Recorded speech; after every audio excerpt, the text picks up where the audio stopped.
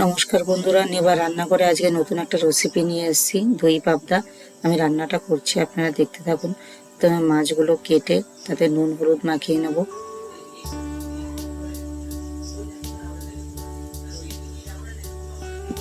ভালো করে মাখিয়ে কড়াতে তেল দেব।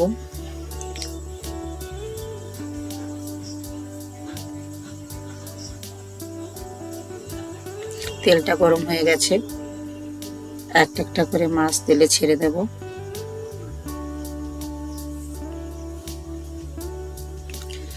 পাবদা মাছগুলো খুব ফেটে গায়ে লাগে, তার জন্য আমি ঢাকা দিয়ে দেব। ঢাকাটা খুলে একবার উল্টে নেব। ভেজে রাখা মাছগুলো তুলে নিলাম। টক দইয়ে আমি চিনি আর নুন মিলিয়ে দইটাকে ভালো করে ফেটিয়ে নেব। শিলপাতাতে আমি রসুন আদা ভালো করে মিহি করে বেটে নেব। আমার রান্নাটা দেখে যদি আপনাদের ভালো লাগে, আমাকে সাবস্ক্রাইব করে দেবেন, লাইক করে দেবেন। বেটে রাখা আদা রসুন বাটা বাটিতে তুলে রাখলাম। শিলপাটায় আবারও আমি আরেকটা পেস্ট বানাচ্ছি। সর্ষে বাটা, সর্ষের মধ্যে একটু জল দিয়ে ভালো করে মিহি করে বেটে নেব। কড়াতে আরেকটু তেল দিয়ে দেব। তেলের মধ্যে 2-3টে শুকনো লঙ্কা দিয়ে দেব,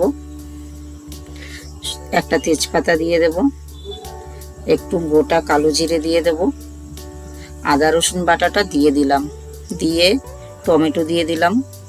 টমেটো দিয়ে আদা রসুনের সাথে ভালো করে মিলিয়ে নিলাম। টমেটো যাতে একটু নরম হয় তার জন্য সামান্য একটু নুন দিয়ে দেব। নুনটা দিয়ে ভালো করে আবার একটু নাড়ানাড়ি করে হলুদ গুঁড়ো দিয়ে দেব, লঙ্কা গুঁড়ো দিয়ে দেব, জিরে গুঁড়ো দিয়ে দেব। জিরে গুঁড়োটা একটু মিশিয়ে নেব হলুদ গুঁড়ো লঙ্কা গুঁড়োর সাথে। স্বাদ মতো নুন দিয়ে দেব। ফেটিয়ে রাখা টক দইটা দিয়ে দেব। টক দই দিয়ে ভালো করে মশলার সাথে আমি মাখিয়ে নেব। বেটে রাখা সর্ষে বাটাটা দিয়ে দেব। আবারও আমি নাড়িয়ে মিশিয়ে নেব। একটু জল দিয়ে দেব।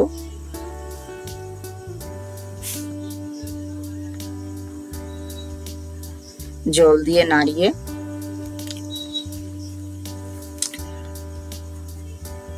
ঢাকা দিয়ে দেব। ঢাকা খুলে গ্রেভিটা ফুটে উঠেছে। একটা একটা করে ভেজে রাখা মাছগুলো দিয়ে দেব।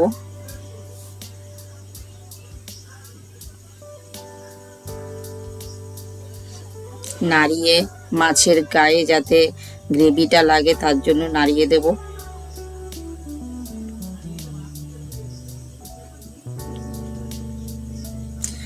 ওপর থেকে কাঁচা লঙ্কা চেরা দিয়ে দেব।